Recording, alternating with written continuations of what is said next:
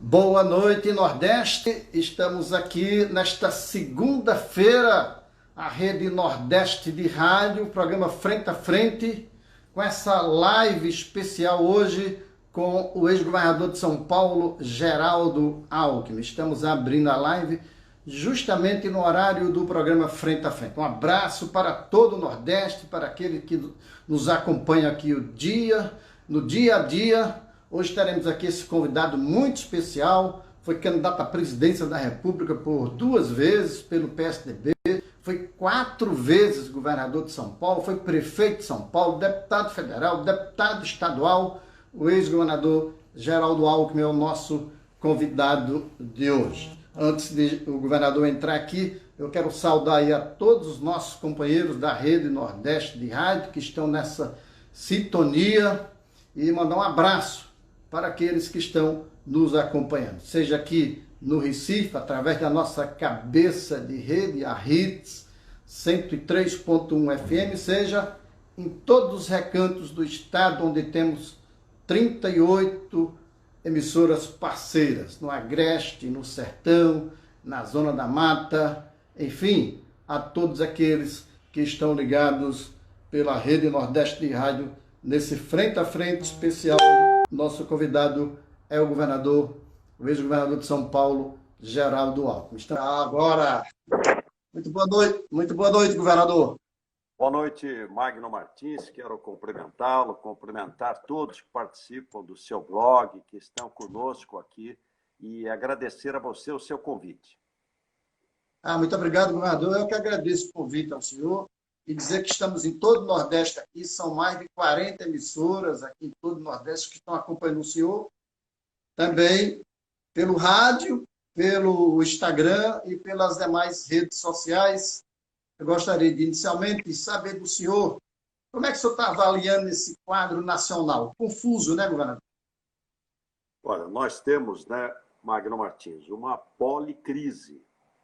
Temos uma crise sanitária que vai andando, né, onde já teve, nas capitais em especial, onde teve uma onda muito grande do vírus, do SARS-CoV-2, tende a ir reduzindo, mas vai interiorizando a epidemia. No caso do Brasil, agora muito para o centro-oeste brasileiro e o sul do Brasil. Então, é uma crise sanitária grave, porque vírus novo, você não tem vacina ainda e não tem tratamento. Existem recomendações de protocolo médico de uso de azitromicina, que é um antibiótico, e ivermectina na fase inicial, depois dexametasona, corticoide, mais do final da doença. Mas, enfim, é muito novo tudo. E todo mundo torcendo pela vacina. Aliás, Magno Martins, permita até dar uma explicação. Muita gente, mas a China, que tem 1,4 bilhão de pessoas, por que não faz o teste lá e vem fazer o teste aqui no Brasil? A explicação é a seguinte: na China, o vírus já está caindo, ele está desaparecendo, quer dizer, a fase da doença já está final. O Brasil, infelizmente, ainda tem muito vírus circulante. E você, para saber se a vacina funciona ou não, você precisa testar onde tem o vírus. Então, foi feito um acordo da Sinovac Biotech, que é uma empresa chinesa, com o Instituto Butantan, aqui do estado de São Paulo, para 9.000 voluntários. Ninguém é obrigado a fazer, mas os voluntários profissionais de saúde, médicos, enfermeiros, fisioterapeutas, motorista da ambulância, atendente, quem está em contato com o vírus. Aí metade toma vacina, a outra metade placebo, não toma nada. E aí você vê o resultado da pesquisa. Então, está todo mundo otimista, como também Oxford fez um convênio com a Unifesp, com o Instituto Federal aqui em São Paulo. Então, todo mundo na expectativa aí da vacina, provavelmente, se Deus quiser, ainda no final desse ano ou no início do ano que vem. Tem uma crise social pelo desemprego, perda de renda. Foi muito importante os R$ 600 ou R$ 1.200 para chefe de família. Isso evitou fome, foi uma medida muito acertada. Uma crise econômica, porque muita empresa quebra, né? Tem muitas áreas que foram muito atingidas, e uma crise política, fruto dessa confusão político-partidária brasileira, que com uma fragmentação grande é muito difícil, né? Por isso eu sempre defendi a reforma político-partidária. Agora, governador, o senhor, antes de ser político, o senhor é médico. O senhor falou aí sobre a vacina. Qual a expectativa do senhor e a avaliação do senhor em relação a essa vacina, e especificamente quando ela entra aqui no Brasil? Uma boa notícia para aqueles que estão nos acompanhando agora. Olha, a lógica da vacina, existem algumas coisas que mudaram o mundo. Por que que a gente vivia 40 anos, em média, 45 anos, na década de 40, e hoje no Brasil vivemos, quem passa dos 65, 77 anos, mulher 80 anos, média. Água tratada, água de qualidade, antibiótico e vacina. A vacina mudou o mundo. Então você evita a doença. Você pega o vírus, mata o vírus.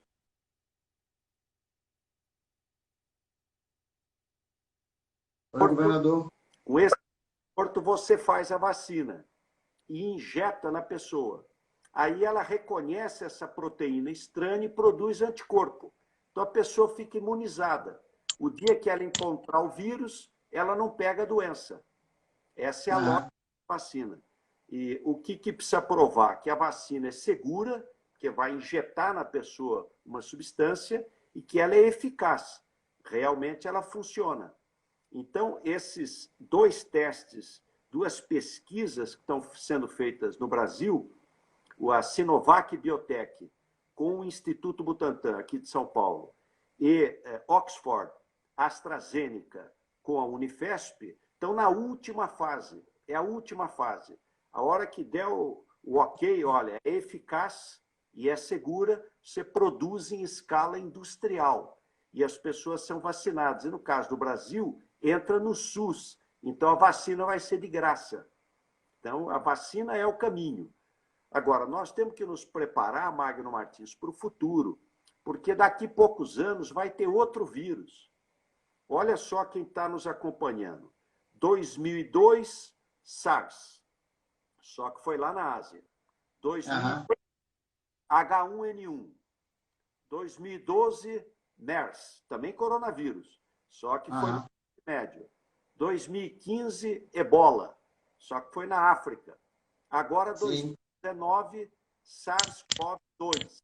Então, essas coisas vão acontecer. Nós temos que estar preparados para agir rápido, né? No sentido de máscara, de testagem, leito de retaguarda, identificação e pesquisa. Quer dizer, é um trabalho importante que precisa ser feito no mundo todo. Tem um filme do Steve Sonnenberg chamado Contágio. Dá a impressão que ele fez o filme ontem. O filme tem mais de 10 anos. É a história de uma moça, uma empresária, que vai à China assinar um convênio, tem uma comemoração, lá ela se contrai o vírus num jantar, numa festa, depois volta para os Estados Unidos, o vírus espalha para o mundo inteiro e o mundo adoece. É a pandemia. O filme tem mais de 10 anos. Contágio, Steve Sonnenberg. Então, essas coisas podem voltar a acontecer. Quando teve a AIDS, na década de 80, o que fez a ONU? Ela criou um braço executivo ligado ao OMS só para combater a AIDS. A AIDS matou 34 milhões de pessoas no mundo. E não tem até hoje vacina. É vírus, HIV. Então é importante a ONU e a OMS terem um braço executivo só para a pandemia. Só para a pandemia, porque isso pode ocorrer não muito longe. E com vírus novo, porque ele tem mutação. Então, você trata um vírus, daqui a pouco aparece um outro novo. Então, é importante essas medidas sanitárias. Eu acho que um legado que vai ficar é valorizar o SUS. Eu fui relator como deputado federal da lei orgânica Sim. que institucionalizou o Sistema Único de Saúde. Precisa fortalecer o SUS, colocar recurso para a saúde pública. E ela é muito empregadora, então é importante que emprega muita gente. Agora, governador, o senhor foi governador 4 vezes em São Paulo, foi prefeito, deputado federal, deputado estadual. Como é que o senhor analisa a administração dessa crise na saúde pelo presidente Bolsonaro? Onde ele errou, onde ele acertou? Essa unidade com os governadores não poderia ter sido mais precoce lá atrás? Há um desencontro de políticas públicas de governo estadual com o governo federal. Olha, no começo, Magno Martins, todo mundo achava, até médicos, até infectologistas, olha, isso aí não vai chegar no Brasil. É coisa lá da China, porque as outras epidemias não foram no mundo todo. Depois, o Brasil é tropical, é um país quente, o vírus gosta de clima frio. Então, era natural que, no começo, se entendesse que, olha, nós estamos meio distante desse problema. Mas o fato é que vírus novo ninguém sabe. Tem que ter humildade para entender que não dá para saber. Tanto é que você veja, a maior mortalidade, letalidade no Brasil foi na Amazônia, no trópico. Tem um município do estado do Amazonas chamado Tabatinga. Eu estive lá já uma vez. Na divisa com a Colômbia. Isso. De Tabatinga é Letícia, na Colômbia. Foram 83 mortes por 100 mil habitantes. A maior letalidade em pleno trópico. Então, agora, depois de que as coisas cresceram e se viu a gravidade, aí tinha que ter tido uma outra posição. Aliás, Magno Martins, vou rememorar aqui o que aconteceu em 1918. Na gripe espanhola, há mais de 100 anos, 102 anos atrás, o que dizia o governo brasileiro? É uma gripezinha. É verdade. A gripe espanhola, há 102 anos atrás. É exagero da imprensa. A imprensa está fazendo sensacionalismo. O que dizia? Esconde os números. Era o Venceslau Braz, o presidente da República. Olha, dá uma segurada nisso. Conspiração, teoria conspiratória. 1918, Primeira Guerra Mundial. Então, olha, os alemães mandaram o vírus dentro de garrafa para atingir o Brasil. Teoria conspiratória. Puxa vida. 100 anos atrás, a gente vê os mesmos erros se repetindo. O que fez, então, o Venceslau Braz depois que viu a gravidade da situação? Nomeou o Carlos Chagas, colocou o sanitarista, o médico Carlos Chagas, na linha de frente para enfrentar o problema. Eu vejo que o presidente deveria ter não só um, mas vários Carlos Chagas na linha de frente do enfrentamento. E a outra é trabalhar junto com o governador e prefeito, porque o governo federal não tem mais rede de saúde, ele tem pouquíssimos hospitais. Está tudo estadualizado, é dos governos estaduais ou municipais. A rede do governo federal é mais hospital-escola. Então, ele tem que ter uma boa articulação com estados e municípios. O senhor falou aí, ter mais Carlos Chagas.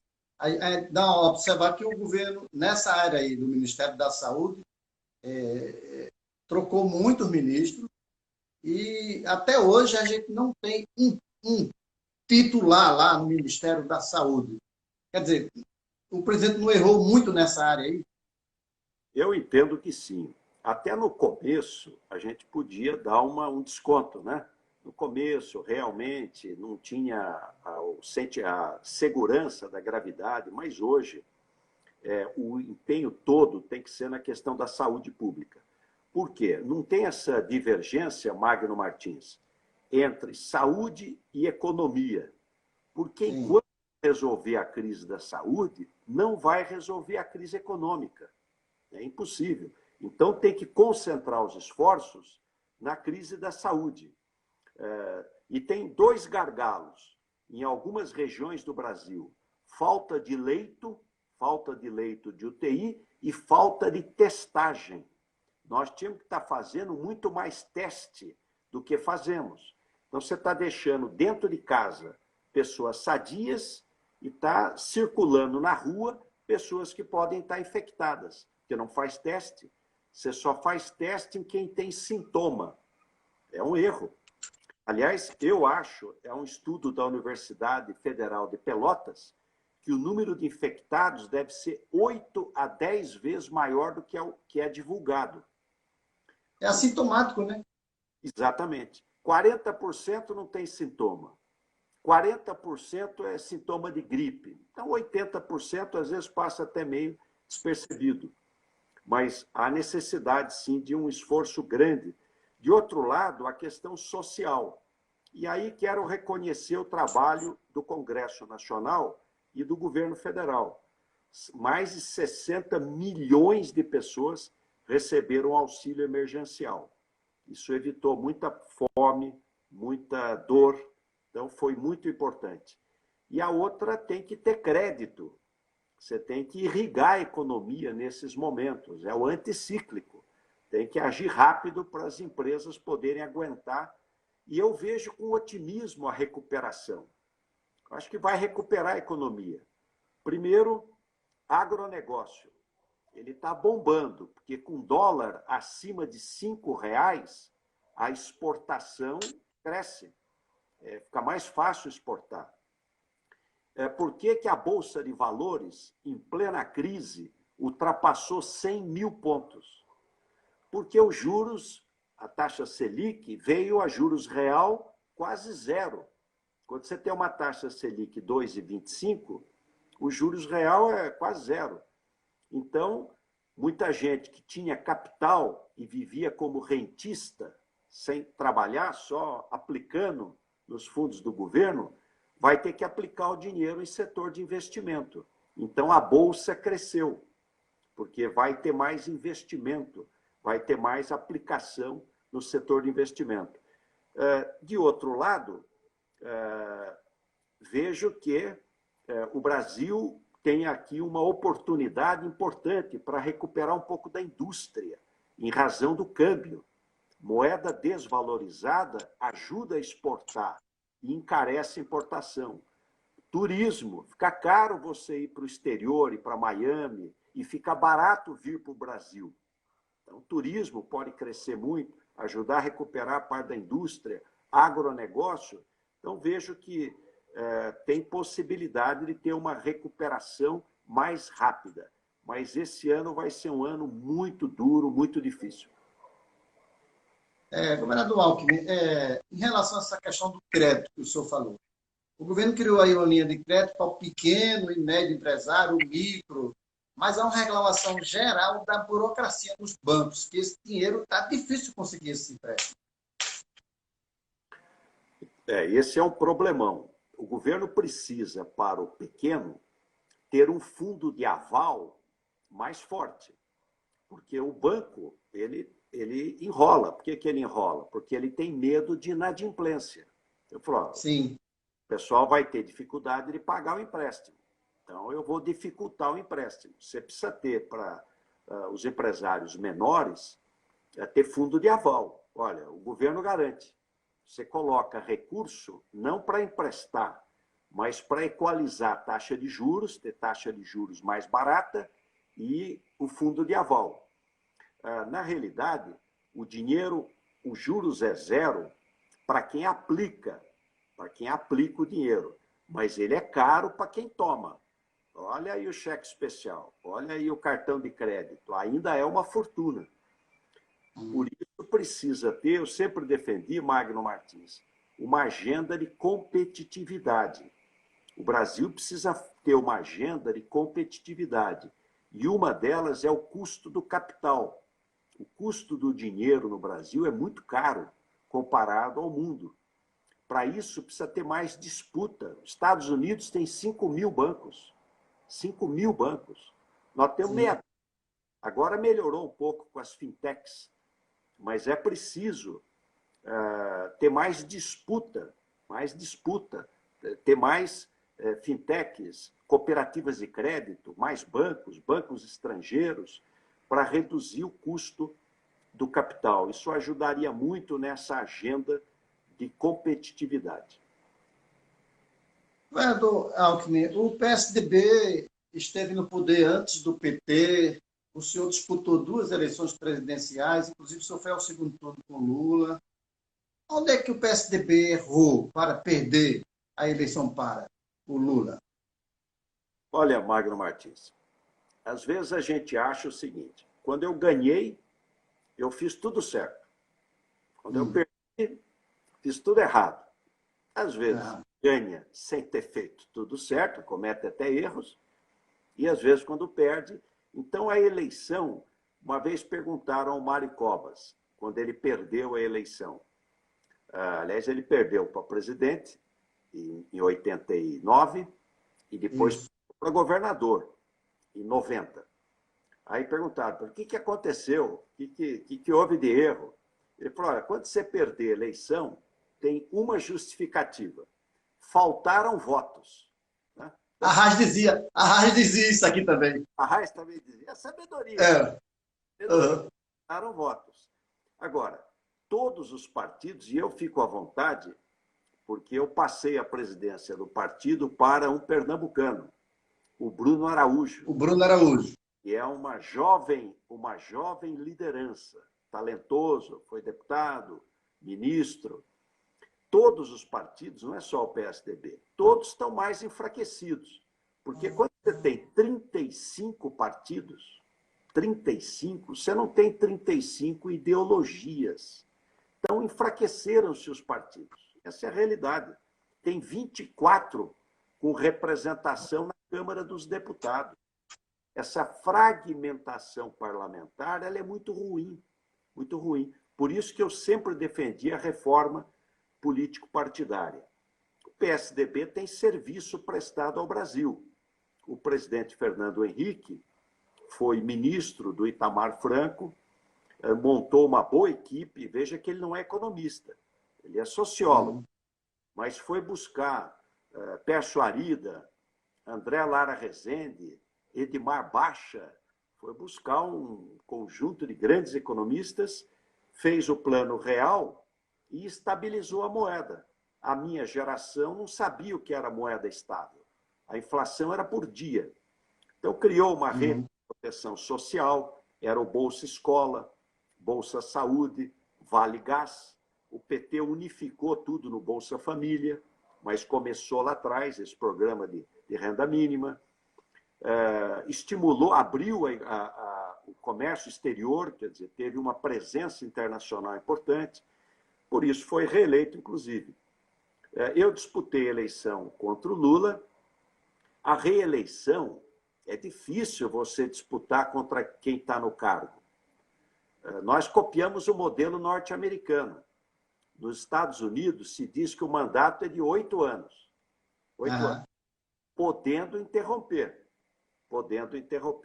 Mas não é fácil.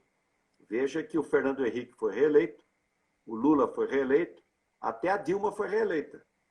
Quer dizer, então não é simples. Mas eu diria que é importante aprovar a reforma político-partidária. Eu acho que isso é necessário para a gente ter menos partidos, partidos mais programáticos. Com isso diminui o personalismo. Eu acho que a eleição do Bolsonaro, sem tirar os méritos dele, foi o resultado da falência da política. Quer dizer, exauriu o modelo. Se a gente não mudar esse modelo, não fizer a reforma, voto distrital misto, cláusula de barreira, se a gente não mexer nisso, a crise vai continuar. Chamava Dilma, mudou para Michel, agora muda para Jair e vai ter o próximo.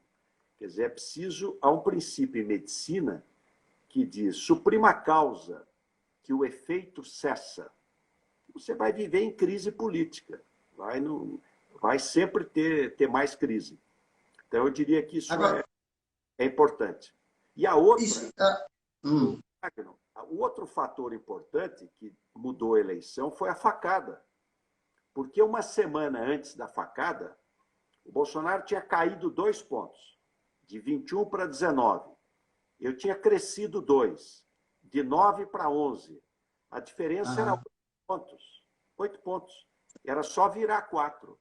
Com a facada, claro que vítima, eu mesmo me solidarizei com ele, parou a campanha, não teve mais campanha, transfere, não transfere, opera, não opera, enfim. Aí ele, que estava caindo, subiu 5 pontos na semana seguinte.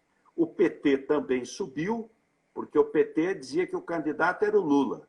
Aí a lei obrigou definição, aí definiu o Fernando Haddad. Claro que na hora que ele é esse o candidato, ele subiu. E aí virou uma eleição plebiscitária. Segundo turno no primeiro. E ganhou a rejeição. Eu não quero o PT, sim. Ganhou o Bolsonaro. Aliás, variou muito de acordo com região do Brasil. Teve região do Brasil que o PT foi grandemente majoritário e outras regiões foi muito mal votado. Mas, no conjunto do país, a rejeição ao PT era maior.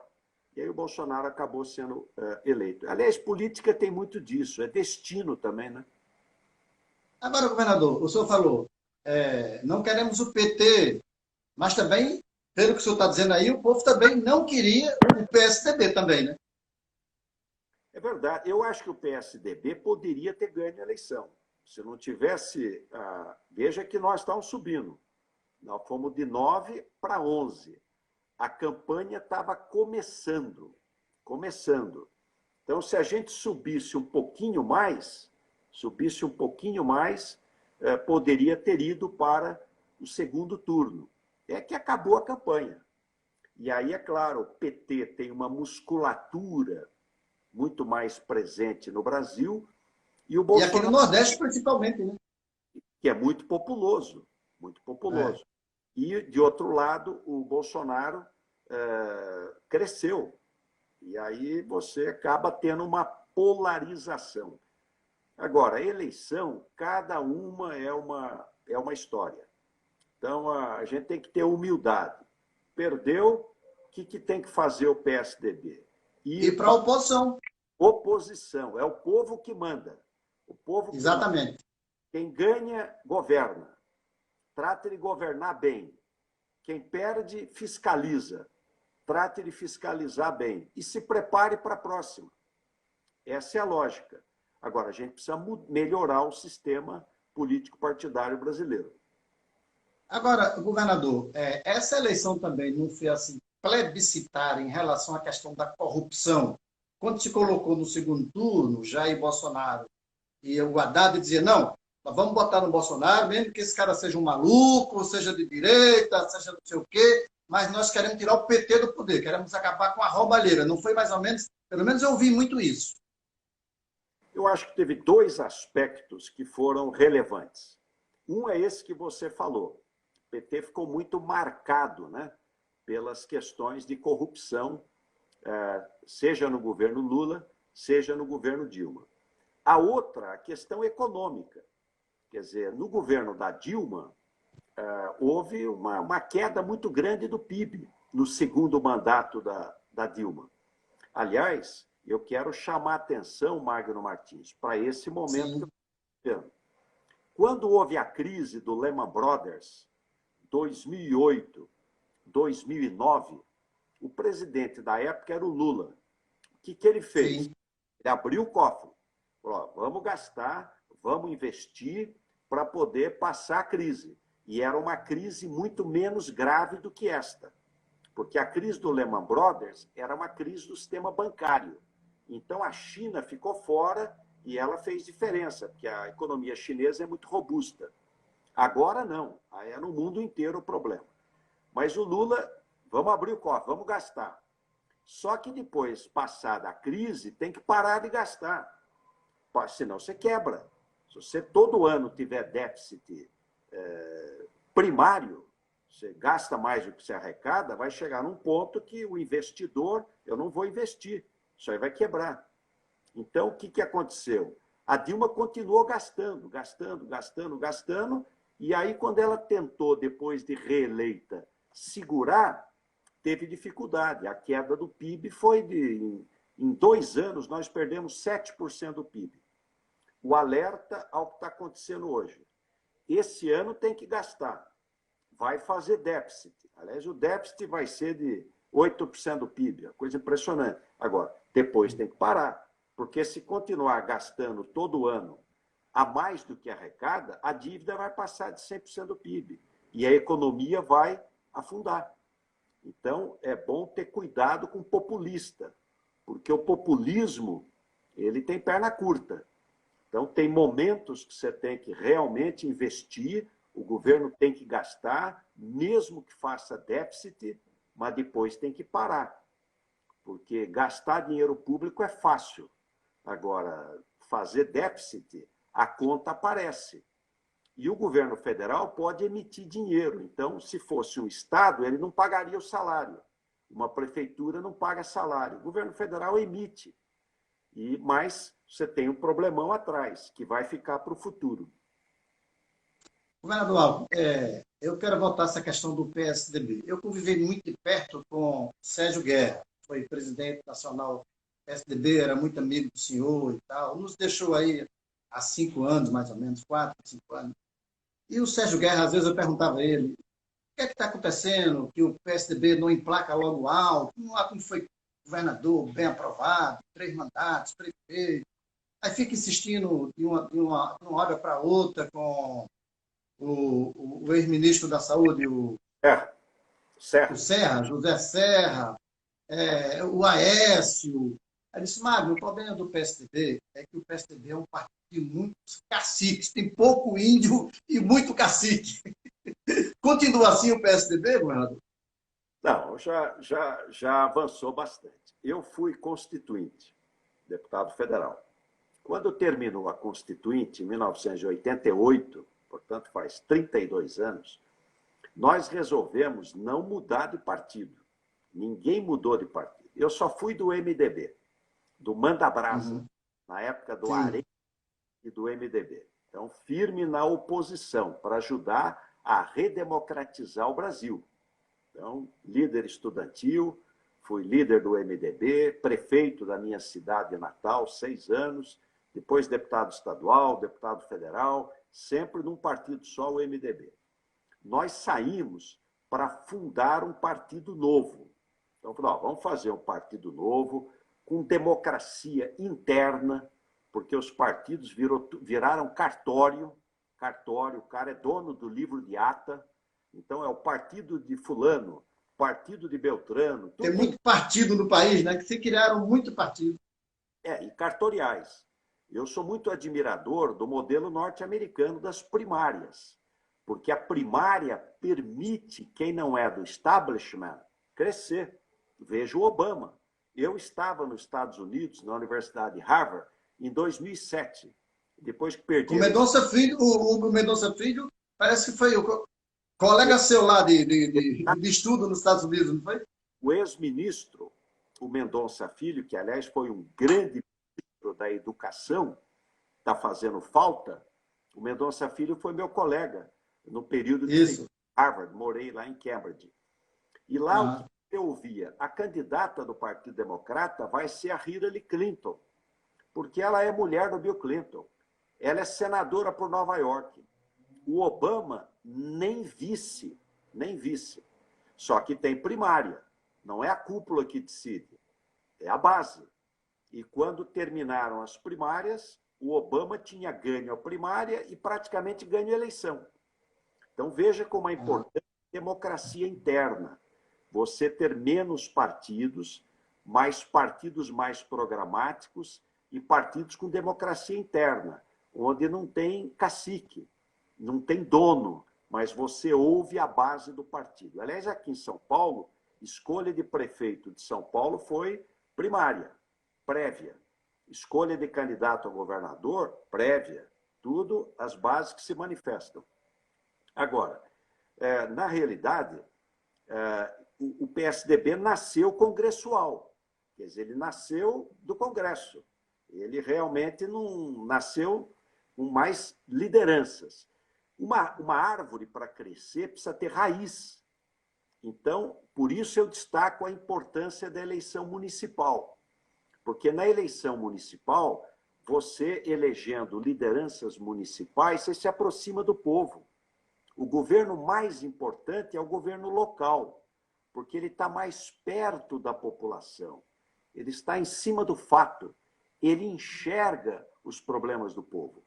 E num país das dimensões continentais do Brasil, o quinto maior país do mundo, veja que a América Espanhola se dividiu em N países. A América Portuguesa se manteve unida num país de dimensão continental. Precisa descentralizar, descentralizar. Gostei da decisão do Supremo Tribunal Federal, que diz, olha, os estados também podem legislar, os municípios também podem decidir. Esse é o modelo federativo correto. Então, o caminho do PSDB... Quem não gostou foi o presidente Bolsonaro. Mas um equívoco, porque é uma visão de Brasília. O Brasil não é Brasília. O Brasil tem muitas... Eu, que fui candidato 2 vezes, aprendi muito. Nós temos realidades muito diferentes. É preciso ter humildade para entender isso. E acho que o desafio do PSDB, e o Bruno Araújo vai saber fazê-lo, é uma árvore crescer pelas raízes, estar mais presente nos municípios, se enraizar melhor nos movimentos da sociedade civil. Movimentos da sociedade civil. E mais do que nunca, eu defendo a social-democracia, porque as desigualdades no mundo vão crescer. Veja que uma crise, ela catalisa tendência, ela acelera tendência. Você já tinha um mundo que é mais rico e mais desigual, mais desigual. Isso vai ser piorado com a crise. Os países mais ricos vão ficar muito mais ricos que nós. As grandes empresas vão ficar muito melhor do que as pequenas empresas. Quem tem capital vai ficar muito melhor do que quem não tem, só tem a força de trabalho. Então, esse Estado zero, esse Estado mínimo, esse laissez-faire do século XVIII é uma coisa ultrapassada, porque o desafio do mundo, do nosso tempo, vai ser emprego e renda. Esse é o desafio. Nós temos que ter os olhos voltados, colocar no centro da agenda brasileira, como diminuir desigualdade, e agora, inclusive, desigualdade educacional. A família mais pobre não está estudando. Você vai ter uma outra desigualdade, que é a desigualdade educacional. Então, eu vejo que são grandes os desafios, mas tenho muita esperança, né? Muita esperança de que o Brasil vai melhorar. Governador, o senhor falou do grande desafio do presidente Bruno Araújo. Eleição se constrói, diz assim aqui no Brasil, você sai de uma eleição, já começa a pensar na próxima eleição, né? Eu imagino que o partido PSDB já esteja com a cabeça lá em 2022. É o Dória o candidato? O governador de São Paulo é sempre um candidato forte, porque São Paulo tem quase 1/4 da população brasileira. O estado de São Paulo tem 45 milhões de pessoas. É maior que a Argentina. Nós temos mais população maior que a Argentina. O governador Dória é um candidato em potencial. O Bruno Araújo, numa entrevista, disse 2 coisas que eu concordo. A primeira, dizendo, olha, o governador de São Paulo, João Dória, é um candidato importante, mas nós temos também outros bons nomes. Citou o governador do Rio Grande do Sul, o Eduardo Leite, que é um jovem também importante. Citou senadores. Nós temos boas lideranças. O que faltam no PSDB não são bons quadros. Agora, isso também não é agora. O Aécio Neves, a essa altura, já é carta fora do baralho. Eu entendo que sim. Política tem momento, né? Você tem momento. E o que eu vejo aí? Eu acho que está longe ainda, porque 2022 ainda tem mais de 2 anos. Prever as coisas no Brasil não é fácil, Magno Martins. Vou dar um exemplo, hein? Não é de hoje. O Montoro gostava muito do professor Hélio Jaguaribe, que era um cientista político. Então, na primeira eleição presidencial, em 89, o Montoro perguntou ao professor Hélio Jaguaribe, professor, quem tem chance na eleição? Ele falou, quem tem chance? Ulisses Guimarães, a máquina do PMDB. Quem tem chance? Aureliano Chaves, os governadores do PFL. Quem tem chance? Mário Covas, classe média, universidade. Quem tem chance? Brizola, o populismo. Só os 4. Aí o Montoro perguntou, e o Lula e o Collor? Aí o professor falou, olha, o Lula é um espiroqueta do PT e o Collor é uma brincadeira da Globo. O que se no segundo turno? Collor e Lula. Então, prever num sistema partidário tão bagunçado como é o sistema brasileiro, tão ruim, não é fácil fazer previsão. Nos Estados Unidos, está claro, ou vai reeleger o Trump ou vai dar o Biden, o do Partido Democrata. Agora, no Brasil, com essa pluralidade nossa, é difícil de prever, mas acho que o PSDB deverá estar na próxima eleição e vai disputar. Governador, eu estive no enterro, fui cobrir o enterro do Mário Covas, lá em Santos.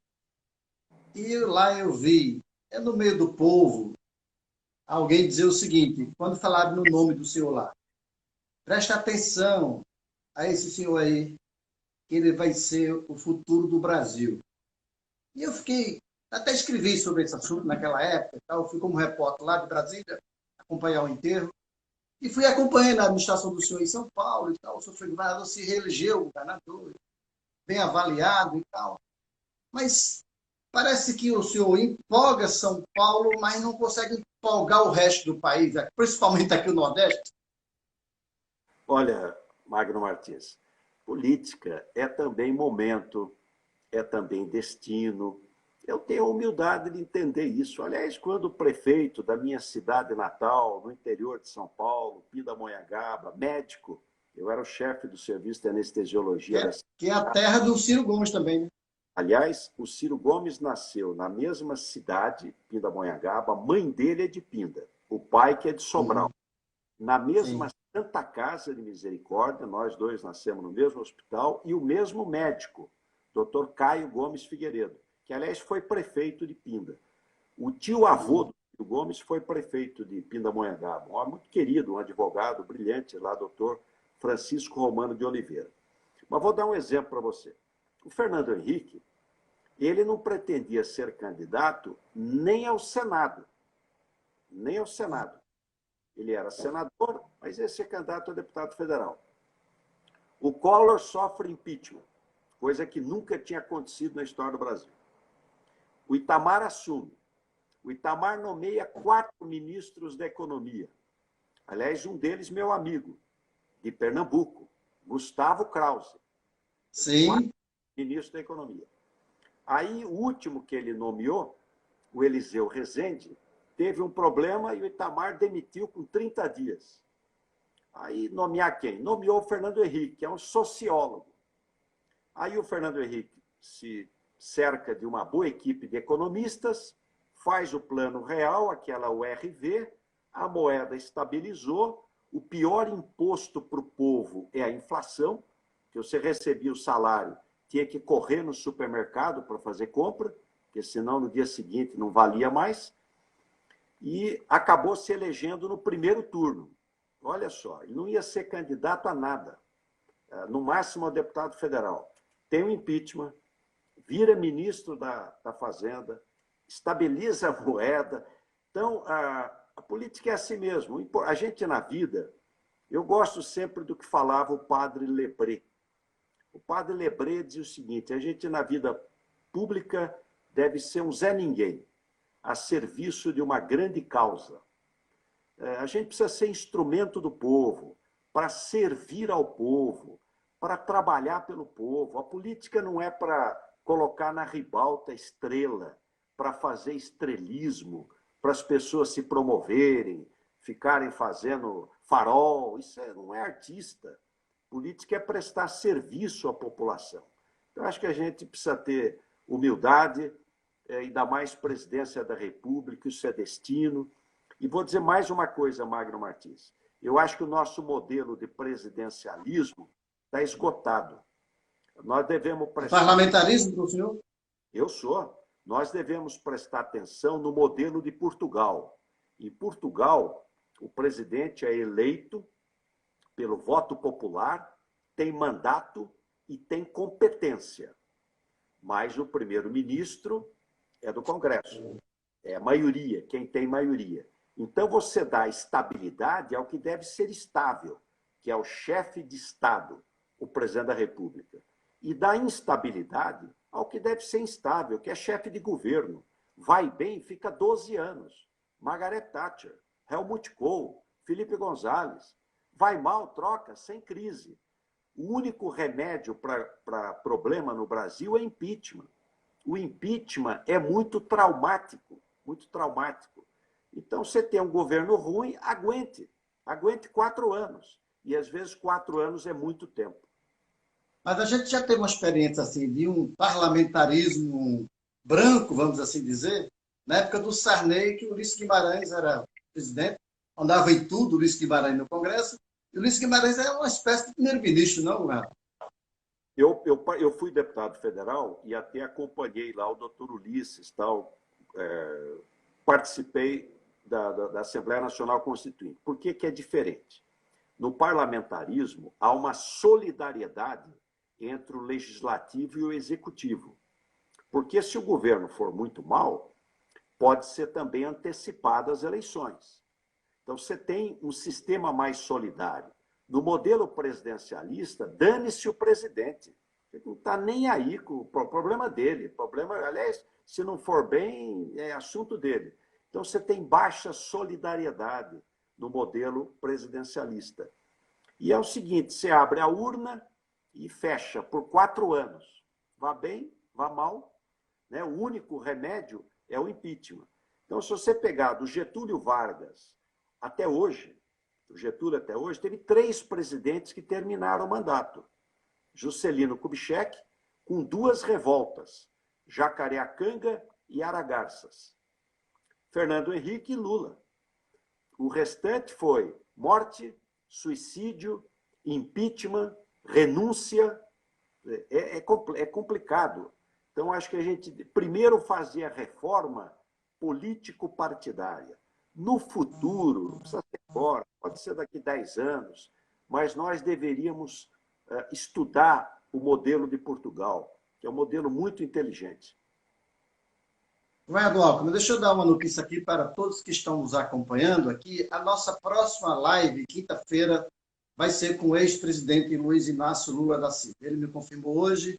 Lula vai estar aqui na Rede Nordeste de Rádio, aqui, a nossa live na próxima quinta-feira. E por falar em Lula e PT, eu gostaria de ouvir o senhor sobre esse indiciamento da Polícia Federal na sexta-feira passada, porque o PT comemorou muito, dizendo, o governador está vendo aí, não é esse símbolo da honra, da honestidade. Aí eu percebi que houve um pouco de comemoração da parte dos adversários do senhor. Olha, Magno Martins, primeiro, quem está na vida pública tem o dever, prestar contas 24 horas. Isso é dever. Então, prestar contas. Segundo, eu quando me elegi prefeito da minha cidade, já médico, meu pai me mandou uma cartinha dizendo o seguinte, olha, meu filho, se você gosta de vida política, lembre-se do seguinte, primeiro, dedicação. Isso é coisa séria. Dedicação. Segundo, coragem moral. Terceiro, vida pessoal modesta. Quer ficar rico, vai para a iniciativa privada. Política é serviço. Vou fazer 68 anos. Eu fui eleito líder do MDB com 20, prefeito com 24. Então, eu tenho 48 anos de trabalho. O meu patrimônio é o mesmo, até diminuiu, porque o ano passado eu tinha um escritorinho lá em Pinda que eu vendi. Eu ganho R$5.000 do INSS. Abri mão de tudo, aposentadoria de deputado estadual, de deputado federal, moro num apartamento de 2 quartos, tenho uma vida extremamente modesta, consciência tranquila. Eu me sinto profundamente injustiçado. Aliás, um indiciamento, Magno Martins, onde eu não fui ouvido. Eu não fui ouvido. Quer dizer, e acho preocupante essa maneira como se trata a política no Brasil, porque você acaba afastando pessoas que devem participar. Eu sou daqueles que estimula, participem da política, na sua cidade, no seu bairro, na sua igreja, na sua escola. Política bem feita é coisa boa, é amor ao próximo, amor ao próximo. Também não me incomodo com crítica. É de Santo Agostinho, que dizia: prefiro os que me criticam, porque me corrigem, aos que me adulam, porque me corrompem. A crítica é necessária. Fico triste de ver no Brasil essa intolerância política. Intolerância, como se fosse filme de cowboy. A política é a arte do diálogo, do debate, da crítica, da crítica. E um bom governo se aproveita da crítica para corrigir, e corrigir rapidamente. Então, vou prestar contas, tenho a consciência absolutamente tranquila. As minhas campanhas eleitorais foram modestas, rigorosamente dentro da lei. Eu, se for processado, só se for por empobrecimento. E digo mais, viu? Digo mais. Se alguém se enriquecer na política, diferente da iniciativa privada, diferente de quem herdou fortuna da família. Agora, quem se enriquecer na política é ladrão. Ladrão. Porque você vive de salário. Vive de salário. E depois que sai, ainda tem dificuldade. Eu fui dar aula. Eu, se não tivesse... O senhor vive hoje de quê? Eu O senhor ganho... voltou a dar aula? Eu abri mão de tudo. Eu ganho R$5.000 do INSS. Eu comecei a trabalhar com 20, requeria aposentadoria com 64 anos. 44 anos de contribuição. 44 anos de contribuição. E dou aula em 2 universidades. Sou professor universitário na Uninove, aqui em São Paulo, e na Unimes, em Santos. Esse é o meu trabalho. E voltei para a medicina. Eu sou anestesiologista. Eu era chefe da anestesia da Santa Casa e do Hospital Pindamonhangaba. Só que voltei fazendo mais dor. Eu faço acupuntura, faço um curso na USP, atendo toda quinta-feira, gratuitamente, no ambulatório lá da Universidade de São Paulo. 2 paixões, a medicina e o magistério. Gosto de dar aula. Para mim é um prazer. Eu fui professor de cursinho durante muitos anos, de química orgânica. A hora que fazer alguém gostar de química orgânica, química do carbono, não é fácil, né? Alcance. Eu brincava com os alunos: olha, é melhor estudar química orgânica do que ir na praia com a namorada, né? Governador, nós já estamos chegando aqui no final da live, da entrevista. Eu queria agradecer ao senhor. Foi uma honra recebê-lo aqui. Muito obrigado pela entrevista. O Magno Martins, dizer que estaremos aí mais na frente aí com outras lives. Eu fui sempre contra o PT. Derrotei o PT aqui em São Paulo em todas as eleições. Todas. Nunca perdi para o PT. E sempre fui contra o PT. Inclusive, disputei com o presidente Lula. Fomos para o segundo turno.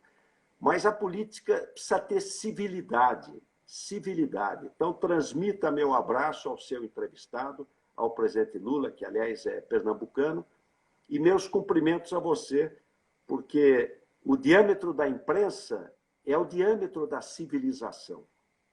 O Vitor Hugo dizia: o diâmetro da imprensa é o diâmetro da civilização. Ela é civilizatória. Tem exageros? Pode ter, tem meios para corrigir. Agora, ela é essencial. É a boa imprensa e a sociedade conversando consigo própria. Parabéns pelo seu trabalho, um abraço a todos que nos honraram com a sua audiência aqui hoje. Muito obrigado. Governador, eu sempre encerro assim a live. Viva o Brasil! Viva o Brasil! Grande abraço, obrigado. Grande abraço. Pois é.